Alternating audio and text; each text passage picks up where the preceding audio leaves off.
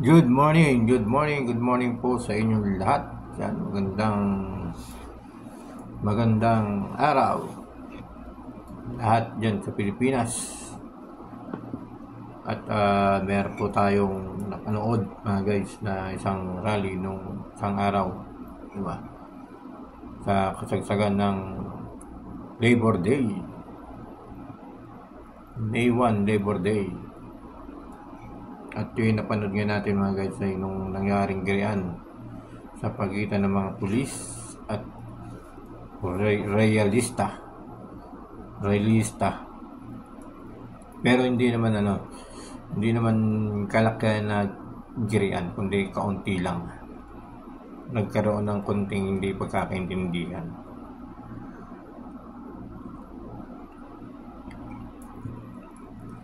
At meron akong nakitang hinihingi at ipinaglalaban lalo na sa mga manggagawa ang national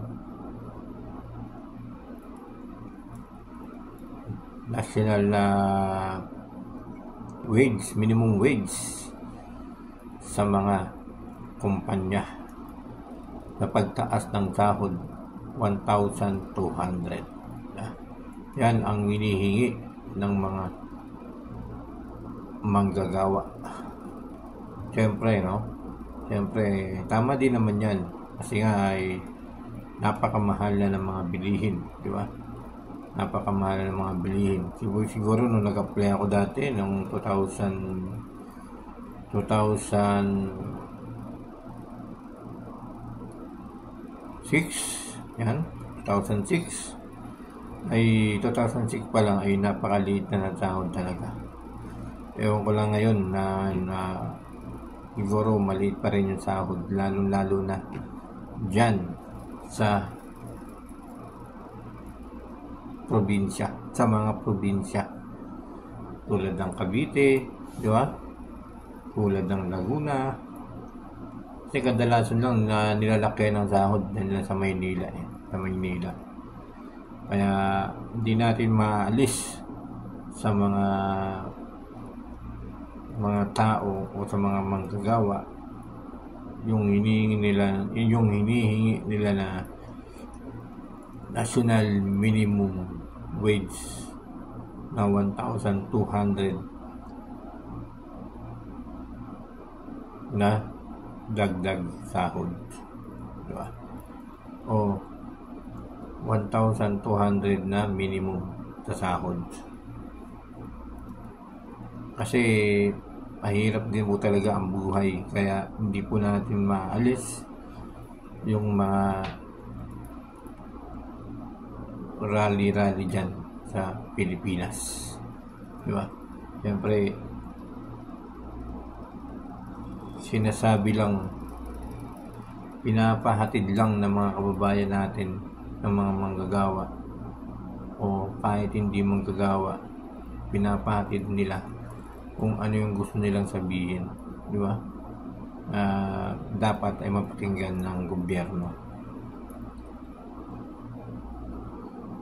Marami nagko-komento na hindi kaya, baka mas malugi pa yung company o yung mga negosyante na mga maliliit yung kanilang mga negosyo.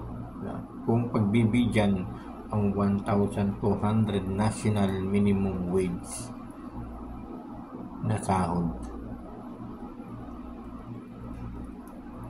diba?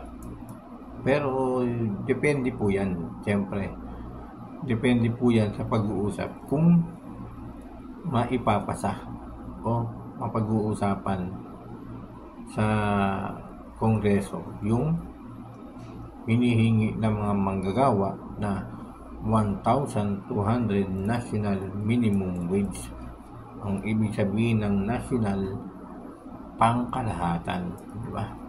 Pangkalahatan, hindi lang sa Maynila, at especially siyempre kailangan yan sa mga probinsya,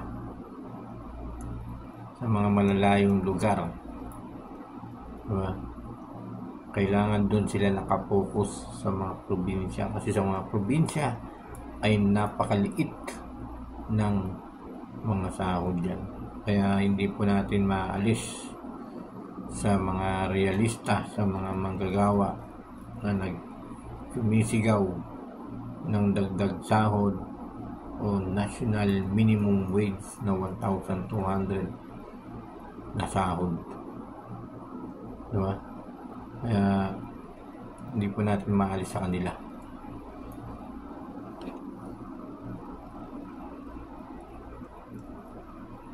At siyempre, hindi lang yung sahod ang dapat ang ibibigay sa atin.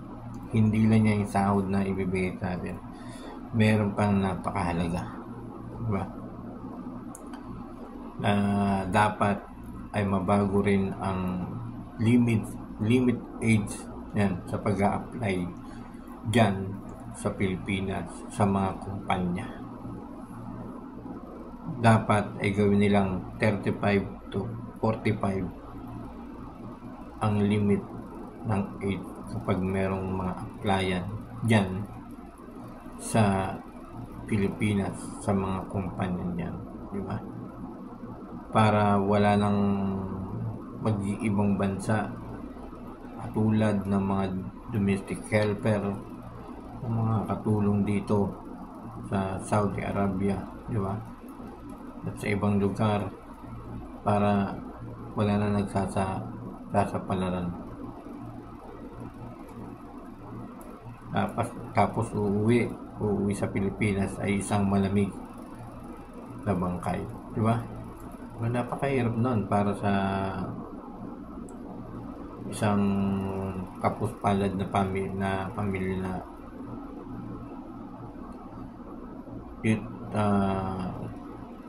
titiisin, di ba? Ang hirap para mabuhay ang kanilang pamilya. Kasi nga, dyan sa Pilipinas ay sa pag-a-apply pa lang ay napakahirap na. Diba? Sa pag-a-apply pa lang ay age pa lang ay napakahirap na. Kaya sana ipasa ang national minimum wage 1,200 sahod. Tapos yung limit age sa pag-a-apply kailangan ay baguhin. Para wala ng mga Pilipinong mga domestic helper na nag-a-apply dito sa ibang bansa. Tulungan po natin sila, sa mga negosyante, sa mga namumuno dyan sa Pilipinas, senador, congressman, sa mga gumagawa ng batas. Tulungan po natin yung mga sumisigaw dyan sa lansangan. Ibigay po natin sa kanila yung mga kanilang kahilingan. Kasi may karapatan din po sila na hingiin o hilingin sa inyo yung mga ganyang bagay. Kasi po, binoto po kayo ng taong bayan. Maraming salamat po sa inyong lahat. At sa mga manonood, sana mamimili po tayo ng ating iboboto. Tuloy-tuloy lang yung laban natin.